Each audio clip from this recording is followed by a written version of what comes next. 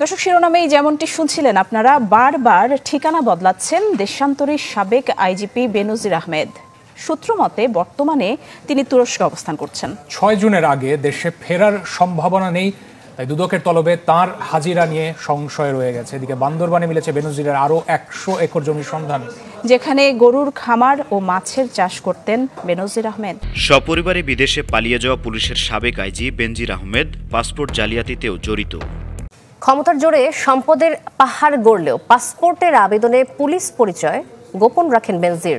সুযোগ থাকলেও আগ্রহ দেখাননি অফিসিয়াল প্রোটোকলের নীল কিংবা লাল পাসপোর্টে। বিশ্লেষকরা বলছেন যে অর্থ পাচারের পরিকল্পনা সফলে আটঘাট বেঁধেই নেমেছিলেন সাবেক এই আইজিপি। আসসালামু আলাইকুম দর্শক, সাবেক আইজিপি বেনজির আহমেদ তিনাকে নিয়ে প্রতিদিন এক একটা করে নতুন নতুন সম্পদের খোঁজ মিলছে এবং তিনি কোথায় আছে সেটাও কিন্তু তিনার ঠিকানা বদলাচ্ছে। প্রথমে তিনি দুবাইতে ছিল, তারপরে সিঙ্গাপুর, এরপর বর্তমানে তিনি আছেন তুরস্কতে। এবং নতুন করে আরও একটি খবর ভেসে উঠেছে যে দুদকের তলবে যদি বেনজির আহমেদ উপস্থিত না হয় এবং তিনার সম্পদের বৈধতা প্রমাণ করতে না পারে, তিনার বিরুদ্ধে কিন্তু দুর্নীতির অভিযোগে মামলা করা হবে এবং তিনি যে দেশেই থাকুক তেনাকে গ্রেপ্তার করে বাংলাদেশে নিয়ে আসবে। তিনার পাসপোর্ট জালিয়াতি নিয়েও গোপন কিছু তথ্য উঠে এসেছে। চলুন আমরা বিস্তারিত ভিডিওর মাধ্যমে দেখব। ধরে ধরে সম্পূর্ণ ভিডিওটি দেখবেন, অনেক কিছু জানতে পারবেন আজকের এই ভিডিও থেকে। পত্রিকার পাতা আর টেলিভিশনে প্রতিদিনই নতুন নতুন সম্পদের খবর উঠে আসছে বেনজির আহমেদের। বন, পাহাড়, সমুদ্র, কোথায় নেই তার সম্পদ? এ পর্যন্ত শুধু তার ৬২১ বিঘা জমি জব্দই করা হয়েছে। কালিতা বেড়ে হাজার বিঘার খবরে পরিণত হলেও অবাক হবে না মানুষ। একজন মানুষের কয়টি অ্যাকাউন্ট থাকতে পারে?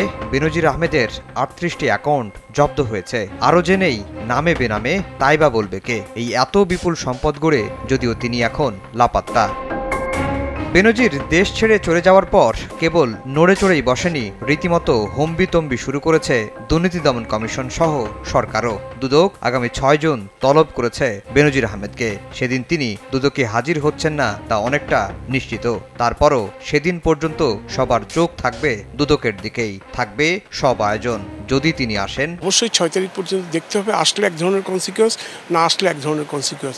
এমন তো হতে পারে উনি আইনজীবীর মাধ্যমে সময় চাইতে পারে। তো কাজে এটা ৬ তারিখ পার না হলে কিছু বোঝা যাচ্ছে না।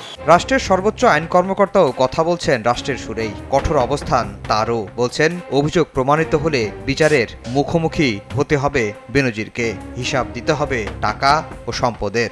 তদন্ত করে যদি দেখা যায়, ডেফিনেটলি আমি মনে করি তার বিরুদ্ধে তখন তাকে দাঁড়াতে হবে, বিচারের সম্মুখীন দাঁড়াতে হবে। বেনজির আহমেদের আইনজীবীও জানিয়ে দিয়েছেন বিচারে ডরান না বেনজির, আইনি পথেই হাঁটবেন তিনিও। আমি জানি না উনি কোথায় আছে। আমার সাথে লাস্ট অনেক আগে কথা হয়েছে, আরও প্রায় সপ্তাহখানেক আগে কথা।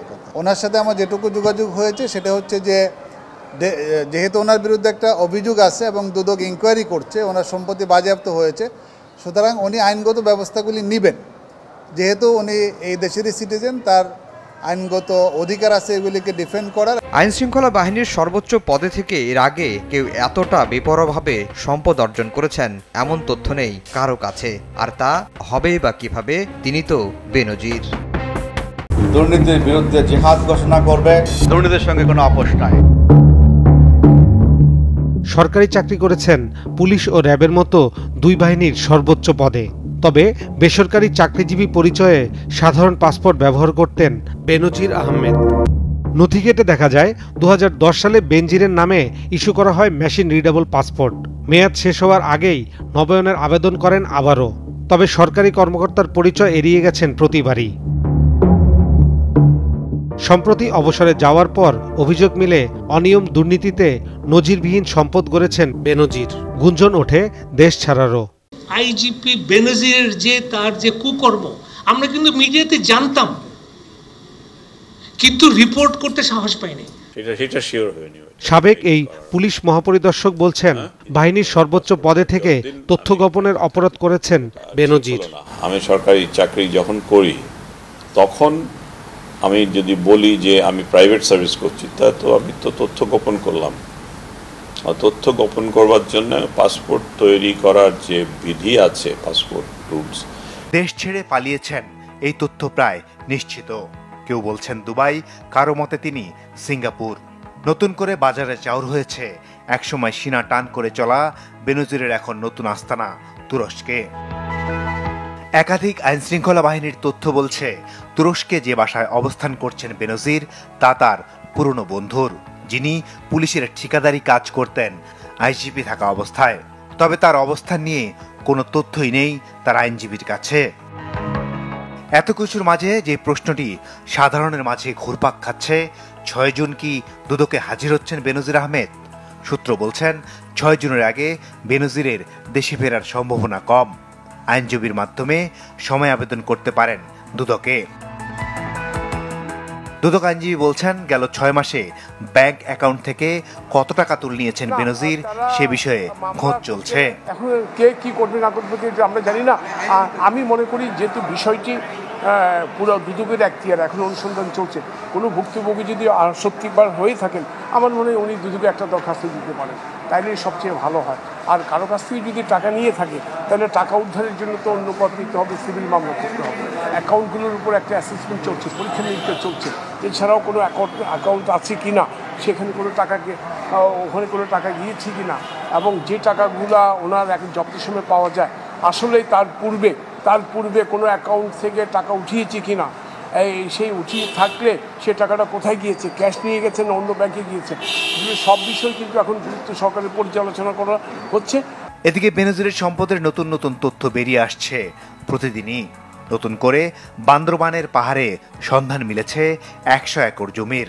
সোয়ালক মৌজায় রয়েছে গরুর খামার ও মাছের প্রকল্প, যেখানে কুরবানিতে বিক্রির জন্য রয়েছে 35টি গরু। পুলিশ কর্মকর্তা হচ্ছে, কিন্তু ওনাকে আমি দেখিও নাই বা ওনার কাছে আমার সাথে কোনো যোগাযোগও নেই। 21 লাস্টে আইছি, আসার পর আমি ওই যে মং আছে উনি আমার বেতন টেতন দেয়, উনি মাঝে মাঝে আসে, 10 তারিখ 11 তারিখ 12 তারিখে আসে। এদিকে বান্দরবানে বেনজিরের একটি রিসোর্টেরও সন্ধান মিলেছে, যেখানে অবকাশ যাপনে প্রায় যেতেন সাবেক এই আইজিপি। তো প্রিয় দর্শক, আপনারা পুরো আলোচনাটি শুনলেন সাবেক আইজিপি বেনজির আহমেদের সম্পর্কে।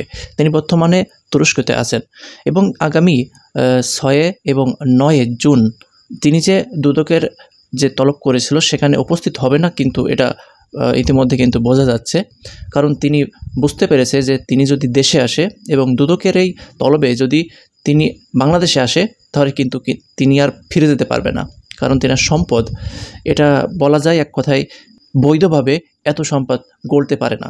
আর যেহেতু তেনার এই পাসপোর্ট, তিনি কিন্তু কোনো সরকারি পাসপোর্ট নেননি, তিনি নিয়েছেন সাধারণ মানুষের মতো সবুজ পাসপোর্ট। সেই পাসপোর্টটা নেবার কারণ কিন্তু তিনি আগে থেকেই যে দুর্নীতি করবে বা টাকা পয়সা লুটপাট করে বিদেশে পাড়ি দিবে, এটা কিন্তু তিনার শুরু থেকেই একটা প্ল্যান ছিল, এমনটা কিন্তু অনেকেই মন্তব্য করছে। তারপরেও আগামী 6 জুন পর্যন্ত কিন্তু দুদক অপেক্ষায় আছে যে তিনি দুদকে আসবে এবং তিনার সম্পদের বৈধতা প্রমাণ দিবে। তো দর্শক, সবাই ভালো থাকবেন। এ সকল বিষয়ে সকল আপডেট পাওয়ার জন্য যারা নতুন দর্শক এসেছেন চ্যানেলটি সাবস্ক্রাইব করে রাখবেন। আল্লাহ হাফেজ।